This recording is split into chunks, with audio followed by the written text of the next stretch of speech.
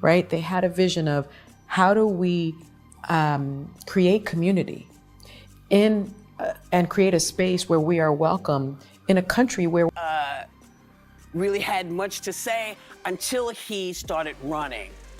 I've not been a fan of this man's. I don't. Wow. I mean, that is violent. They've got to stop talking like that about a former president who's had 2 assassination attempts. I mean, that's just ignorant. I heard you coming on the show, and I was like, yeah, I'm joining the show. She was like, did they give you car stipend? I was like, no.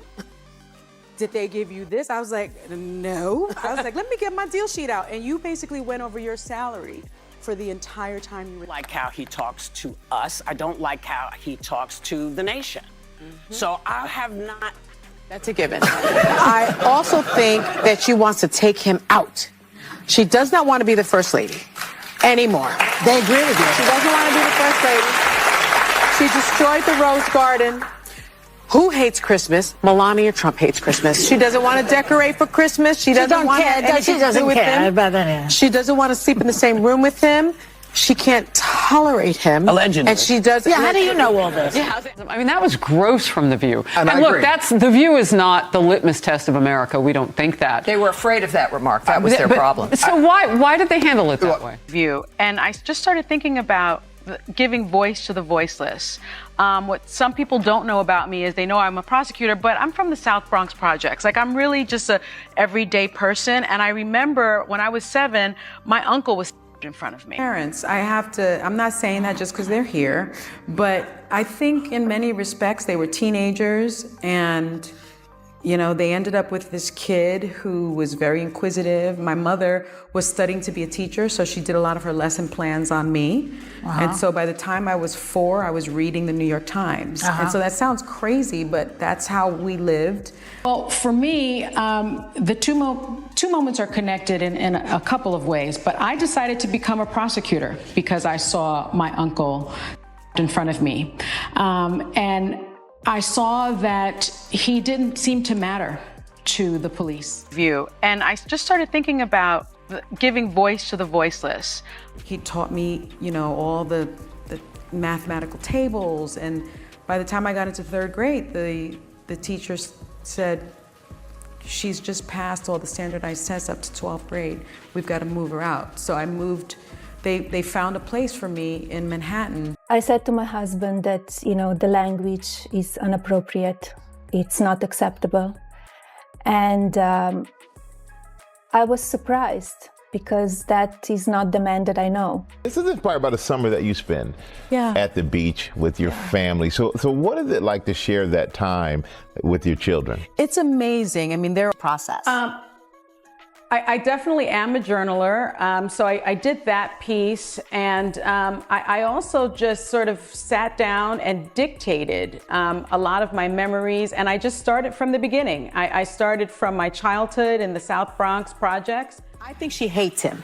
Yeah, well, yeah. Okay, so we can all agree on that. That's a given. I also think that she wants to take him out. That's unfortunate. Baby, he found Stormy to strip around with, right? Yes. It's like people should look at him and say, what kind of an insecure jerk are you? You know what I mean? It's like, oh, my wife's... What happens when bold opinions cross the line? For over 2 decades, The View dominated daytime television with fiery debates and unfiltered commentary. But in a shocking turn of events, one controversial statement pushed the show into chaos, leaving Sunny Hostin at the center of a legal and cultural firestorm. How did it all come crashing down? Let's uncover the story behind The View's unexpected downfall. The rise of The View. The View wasn't just a talk show, it was a cultural institution. Launched in 1997, it promised a platform where women from diverse backgrounds could debate hot-button issues, share personal stories, and connect with millions of viewers daily. Its mix of humor, drama, and controversy turned it into a must-watch phenomenon. Over the years, it became a space where bold opinions thrived, earning both applause and criticism. But that same daring formula eventually proved to be its undoing. The catalyst: Sunny Hostin's controversial comments. Sunny Hostin was no stranger to tough conversations. Known for her sharp intellect and fearless approach, she frequently tackled sensitive issues. But one fateful day, her critique of a powerful public figure crossed a line. Sunny's passionate commentary drew praise from some viewers, but also backlash from others who claimed she'd gone too far. The comments struck a nerve, and behind the scenes, whispers of concern began to ripple through the production team. Backlash and legal threats. It wasn't just the audience who noticed. A legal letter soon landed on ABC's desk, threatening a defamation lawsuit against Sunny, the show, and the network itself. This wasn't just a slap on the wrist, it was a high-stakes legal battle with millions on the line. Sponsors, nervous about the controversy, began pulling their ads. A major car company was the first to cut ties, followed by other household brands, leaving the show financially vulnerable. The fallout behind the scenes. The pressure backstage was palpable. Co-hosts who had once shared laughs now walked on eggshells, avoiding any mention of the controversy. Sunny, known for her confidence, began to crack under the weight of the criticism and looming legal battles. Staffers described tense silences in the makeup room and whispered conversations about whether the show could survive the storm. ABC's decision, hiatus and cancellation. In a shocking announcement, ABC placed The View on hiatus, citing legal and production challenges. But insiders knew what that really meant. The end of an era. Without advertiser support and with a lawsuit looming, the show's future was bleak. For longtime staffers, it wasn't just the loss of a job, it was the end of a community they had built over decades. Sunny's public perception and viral moment. As the dust settled, Sunny found herself at the center of the storm. A viral video captured her emotional breakdown as she packed up her belongings, tears in her eyes. The clip divided fans. Some saw a woman unfairly targeted for speaking her mind, while others blamed her for the show's downfall.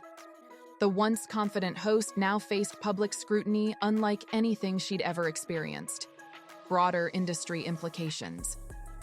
The View's collapse sparked a larger conversation about the cost of free speech in media. How far is too far? And who bears the consequences when bold opinions cross the line? The legal risks of unfiltered commentary became a wake-up call for the industry, forcing networks to reconsider how they navigate controversial topics. What's next for Sunny and The View? As for Sunny, her future remains uncertain. She's taken a step back from the spotlight, focusing on personal causes and staying quiet about the ongoing lawsuit. Meanwhile, ABC has floated the idea of rebranding The View, but whether it will ever reclaim its former glory remains to be seen. A defining chapter. The story of The View's downfall is a cautionary tale of ambition, controversy, and consequence. Sunny Hostin's boldness brought important issues to light, but it also led to the unraveling of one of television's most beloved institutions. Was she reckless, or was she simply brave enough to speak her truth?